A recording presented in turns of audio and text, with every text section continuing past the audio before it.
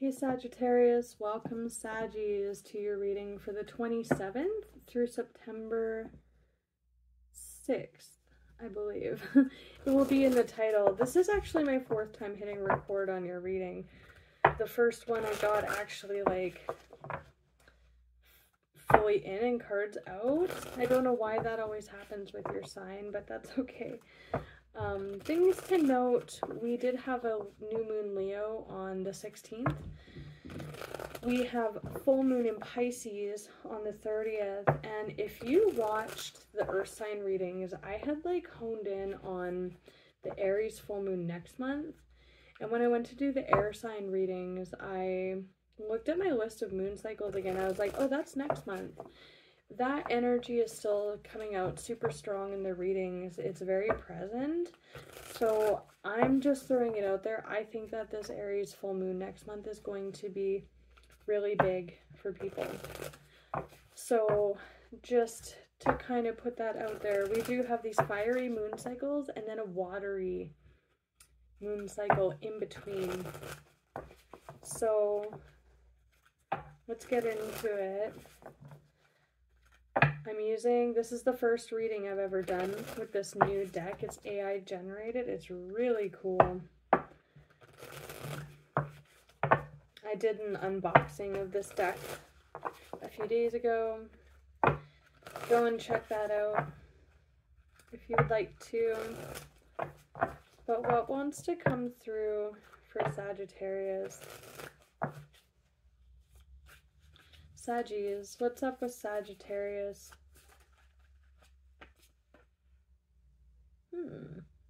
This Two of Cups, I should have called it, has been showing this whole time.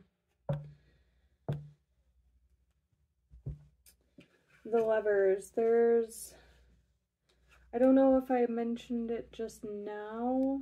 No, I think it was in the reading I just scrapped. We have Gemini energy coming up for whatever reason in these readings today for fire signs. Gemini is the opposite sign to you. I am kind of getting some of that energy, but we'll get into that in a second. This is personal relationships, soul connections. It's also decisions and alignment between one's own masculine and feminine. I am kind of getting, okay, very interesting. So I'm getting, there's kind of like a draw between, words can be so limiting sometimes. Like, you know how I just made reference to Gemini being the opposite or like the shadow sign to you guys? I'm seeing that in the Seven of Swords that came out. When I look at this artwork, there is like this lake, and here's the water line. There's like a reflection, there's the clouds, but underneath there's a Seven of Swords, and it feels like that opposite but still connected, a lover's energy, alignment to something kind of beneath the surface or behind the scenes, not in the way of like the moon, like so, like emotions. Oh, that's interesting. I put this back up upside down. Not so much like in the way of like emotions, but think on like a deeper level, like a spiritual or like a soul calling or like a yearning from a deeper place. That's kind of what I'm getting underneath this surface here with the Seven of Swords. I want to clarify this. I'm not inherently getting like the negative connotations that we associate with the Seven of Swords, which is typically, if you're new to tarot, like betrayal, sabotage, trickery, thievery. I'm not really getting that. I'm getting kind of that play on energy with the Lovers, and then things beneath the surface, but like on a much deeper level. And then we have a Two of Pentacles. With Two of Pentacles, Two of Cups, that's like decisions and juggling energies. But it's funny to me because that looks like water again. When I held it up like that looks like the surface of water, right? Again, beneath the surface, kind of grappling with something beneath the surface or working through something, making a decision about something. We'll see what's coming up with that. More of that Gemini energy. Two of Cups. Queen of Swords. Yeah, exactly what I was just saying. That Queen of Swords, that pull deep down, and that's a queen that rationalizes. I might pull this queen out and just have a look at them, but that is like the surface and then that deep energy underneath. Two of Cups and Lovers. This is love relationships. Lovers, hearts connected, soul connections. We'll see why this is coming out with this very deep energy here. The 6 to the 7 of Swords and an Empress, major for Libra, with the Sun, major for Leo. Queen of Cups, Queen of Swords, Empress. That is a lot of feminine, receptive energy. 6 of Wands, 6 of Swords. That's very harmonious as well. Abundant and flow energy with that. But there's this pull with this Queen of Swords. I might pull that out and clarify that 2 of Cups. And then a Sun energy. A lot of feminine energy. Man or woman going on in this reading. What deck to clarify? Let's do the Good Earth, or the Good Tarot. It's a very, very pretty deck, kind of similar artistry here.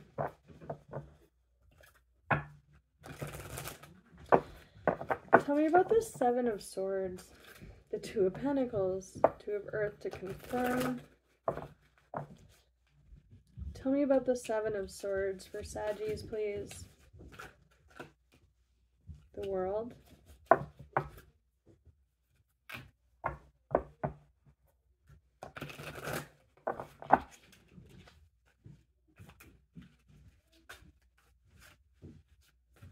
Anything else regarding this 2 of Pentacles?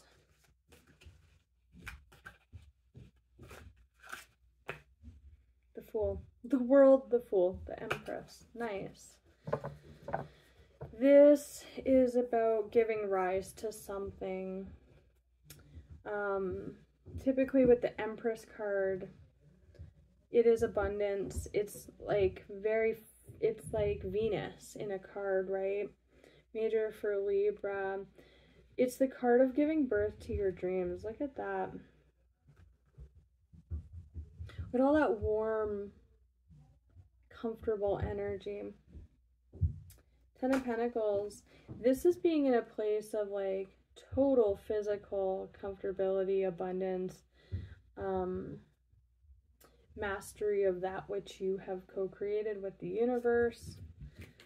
With the Fool, the World and the Fool. See, 0, 21. The start and the end of the major arcana. There's a lot of major arcana going on here. This feels like a lot of alignment to me, but with this pulling this energy up of this from the deep and bringing it into reality, co-creating that, that's kind of, to me, that's what's brewing. Like maybe things on the surface are handled, or with this 7 of Swords energy, things are handled on one level or one department of your life, like that horizon there, and it's like rising up, it's pulling something up out for a new journey, either in order to achieve this mastery or utilizing this energy and pulling it up, bringing it out and working with it. It's really nice in this Fool energy. The Empress, 10 of Pentacles.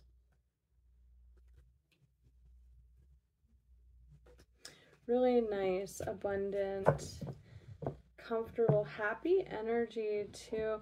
This also has to do possibly with feelings of betrayal or unalignment, but we'll clarify this one. Show me the world. What is ending here for Sagittarius? What's closing out? Because the world is like the end of a cycle. It's the end of a major cycle. And then it starts again with the Fool. Something has reached its max potential, or a cycle is just really wrapping up here. Tell me about the world. Ooh, that's a lot. 7 of Swords. The Empress. Wow.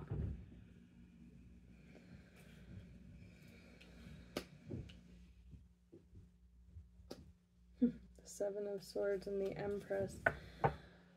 This can also look like being that we're looking next at a Queen of Swords. This is being very almost shrewd or cunning with your communication, or smart, intelligent. It's a card of intelligence and facts, right? Logic. Applying that to these love relationship, this almost kind of screams like two with this World and 7 of Swords energy is like, I am done being screwed over or taken for granted. I am done being treated this way.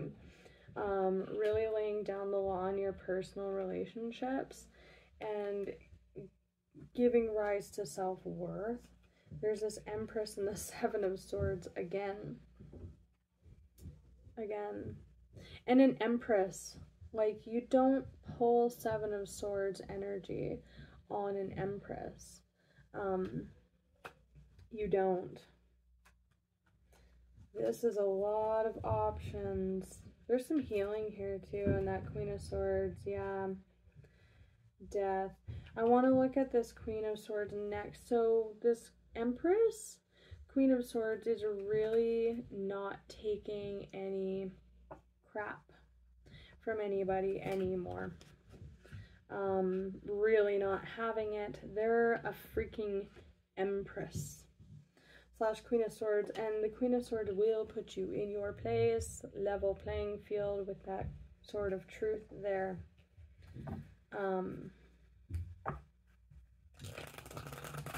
And it's major for this person. Like, they're coming into major alignment with themselves. It's like you cannot argue with it. You cannot deny it. They're wielding a big fat sword of truth. They're embodying it. They're an Empress. And it's like, anyone dealing with this Empress just knows. 1313 when I looked down. The Tower almost wanted to come out in reverse. There. Show me the Fool. Yeah, it's like in cutting through to the heart of the matter with this sword here in these relationships, and it calling a spade, calling people out, bossing up. It is a Tower moment, but it's also like leveling up. Like, see how she's like holding that, just that wheat, just like that sword of truth there. I guess like the same energy. She's brandishing it, she's wielding it. Man or woman is just really coming into her own, like in a powerful way. Like, I will not be fucked over. Pardon my language, but like, yeah. And the Empress has power too. The Empress does have power. Anything else about this Fool journey? The Empress.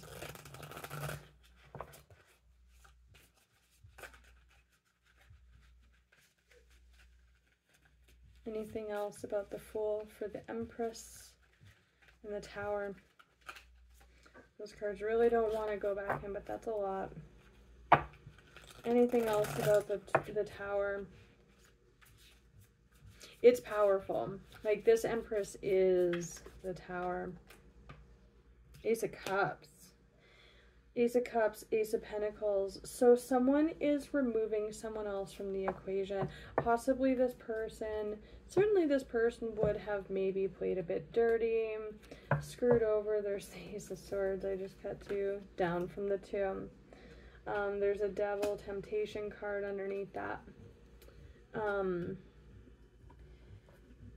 They're cutting themselves free from a situation with someone who used and abused them, or just was kind of shady, or, you know, underhanded. And they're cutting this person loose. It's like a big tower, but in doing this, they're really powerful. Like, they're standing in their power about it. They will not be denied. The World's the Fool. It's a major cycle. We're going Tower. Queen of Swords cuts with that sword. The Tower strikes from 2 cups down to 1. Ace of Pentacles down from the 2. We have Ace of Swords down from the 2. Like, they are really striking up gold here for themselves. They're just going it alone, but they are an Empress. They have everything they need. 10 of Pentacles. They have a legacy. They've built a foundation. They don't need this other person. They have everything they need here. So I might just pull one for this Queen of Swords, 2 of Cups, but this is very obviously, like, this might have been building up over time too. The 7 of Swords can be planning this breakup out moment, but from, like, yeah, wow, look at that. Yuck.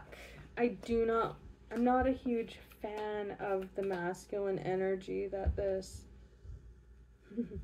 I like this, that this queen is attached to. Again, it doesn't have to be man or woman.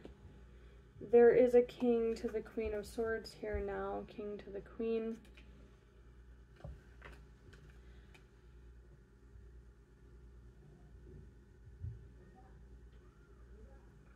This queen's putting her foot down. This king, so 3 of Swords, a lot of pain. 9 of Swords, look at that anguish there. The shadow side, the Devil, there's that, I was literally talking about the shadow side. The shadow side, if this is all just one person, this looks like really owning oneself, like not self-sabotaging anymore. Or, like, really, I can't even put it really into words how much this person is coming into their energy. But for those that are dealing with a masculine, it could be air signs as well. For those that are dealing with a masculine energy, there's heartbreak, betrayal, 3, 7 of Swords, 9 of Swords, 10 of Swords, the Devil, the shadow side. We have the 10 of Swords here with confusion. And the card of, like, rejection. They're just cutting away this energy, and it's doing so much for their personal power. Like, it's, like, insane. I'm taking it as you guys, this Empress, but yeah, it's, like, undeniably powerful. Anything else to end the reading? 3 of Cups, the Moon. The Moon. This is an enjoyment of life and a celebration. I'm also getting, like, to be celebrated. The Empress, to be celebrated. Because this energy over here attached to this situation with this king is very hurtful. It's, like, mentally trying, draining. It's sucking the life force out.